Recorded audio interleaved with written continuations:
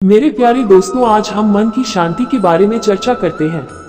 जिस व्यक्ति के जीवन में शांति है, सबसे बड़ा धनवान वही है।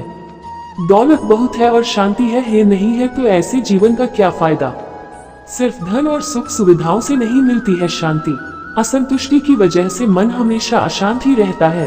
एक भक्त से प्रसन्न होकर देवी लक्ष्मी प्रकट हुई। महालक्ष्मी ने कहा कि जो चाहे मांग लो। वर पाने की खुशी से भक्त अशांत हो गया। जो लोग संतुष्ट नहीं हैं, वे कभी भी शांत नहीं हो सकते हैं। सिर्फ धन और सुख सुविधाएं किसी व्यक्ति के मन को शांत नहीं कर सकती हैं। असंतुष्टि व्यक्ति के मन को अशांत बनाए रखती है। इस संबंध में एक लोक कथा प्रचलित है। कथा के अनुसार पुराने समय में एक व्यक्ति से देवी लक्ष्मी की पूजा पाठ करता था, लेकिन उसके जीवन की समस्याएं खत्म नहीं हो पा रही थी। तभी एक सन्यासी ने उस व्यक्ति को पूजा करते हुए देखा। सन्यासी को समझ आया कि वह पूजा सही ढंग से नहीं कर रहा है। तब सन्यासी ने उस व्यक्ति को पूजा की विधि और देवी लक्ष्मी का एक मंत्र बताया और कहा कि रोज सच्चे मन से इस मंत्र का जाप करना। व्यक्ति ने संत द्वारा बताई गई विधि से पूजा करना शुरू कर दी और रोज मंत्र का जाप भी करने लगा। कुछ दिनों के बाद देवी लक्ष्मी उस व्यक्ति की भक्ति से प्रसन्न हो गई और उसके सामने प्रकट हो गई। लक्ष्मी जी ने उस व्यक्ति से कहा कि मैं तुम्हारी भक्ति से प्रसन्न हूँ, मांगो वत्स, क्या मांगना चाहते हो? मैं तुम्हारी सारी इच्छाएं पूरी कर सकती हूँ। व्यक्ति ने लक्ष्मी जी से कहा कि देवी, मुझे अभी कुछ समझ नहीं आ रहा है, मैं आपसे क्या मांगूं?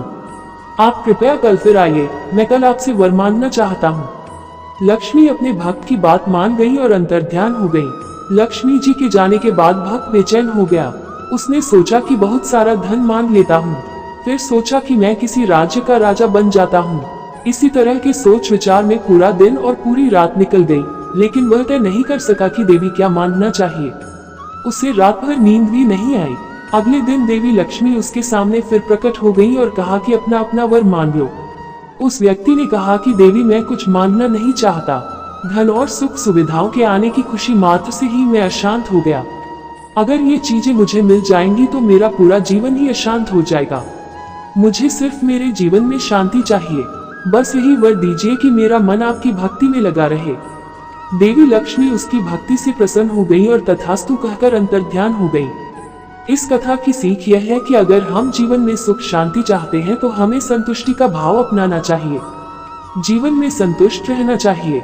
असंतुष्ट रहेंगे तो कभी भी शांति प्राप्त नहीं कर सकते हैं। मन को शांत और स्थिर करने के लिए भगवान कृष्ण ने बताए हैं 2 उपाय। किसी भी चीज को समझने के लिए सबसे पहले मन को शांत रखना चाहिए और फिर काम पर ध्यान देना चाहिए, क्योंकि हम मन से ही प्रश्न खोज लेते हैं और मन में ही जवाब देकर बैठ जाते हैं। भगवान कृष्ण ने मन को शांत रखने के लिए 2 चीजें बताए हैं। भगवत गीता में भगवान श्री कृष्ण कहते हैं, मन का बेचैन होना उसका स्वभाव है। हमारे मन को लगता है कि अगर वह अलग अलग बातों के बारे में सोचता रहेगा तो हमें आने वाली हर मुश्किल और मुसीबत से बचा लेगा, पर ऐसा होता नहीं है। हम अपने जीवन का काफी अधिक समय सोच विचार करके परेशान होने में निकाल देते हैं। भगवान श्री कृष्ण कहते हैं कि मन का ये स्वभाव बदलना मुश्किल जरूर है, असंभव नहीं। अच्छा, अब आप एक बात बताएं, क्या आप कौए को कह सकते हैं कि वो कांव कांव की आवाज ना करे? या फिर क्या आप किसी मेढक को कह सकते हैं कि वह पानी देखते ही ऊंची छलांग ना मारे? हमारे मन का भी कुछ ऐसा ही है। जीवन में कुछ भी होता है, अच्छा या बुरा, हमारा मन उस पर कांव कांव कांव करने लगता है। कांव कांव से मेरा मतलब है चिंता करना, व्याकुल होना। कोई बुरी बात होती भी नहीं है और मन परेशानी की ऊंची ऊंची लपटें लेने लगता है। कभी कभी तो मुझे ऐसा लगता है कि हम में से कई लोग सिर्फ परेशान होने के लिए जीते हैं। सारी परेशानी, पीड़ा, दुविधा अक्सर हमारी मन की बनाई हुई कहानियां होती हैं। भगवान श्री कृष्ण हमें हमारे मन को शांत और स्थिर करने के लिए 2 उपाय देते हैं। पहला, ध्यान लगाना या मेडिटेट करना। दूसरा, वैराग्य भाव सीखना। आप ध्यान या मेडिटेशन शब्द सुनते ही आप में से कई लोग कहेंगे कि आप आंख बंद कर सांसें अंदर बाहर नहीं ले सकते।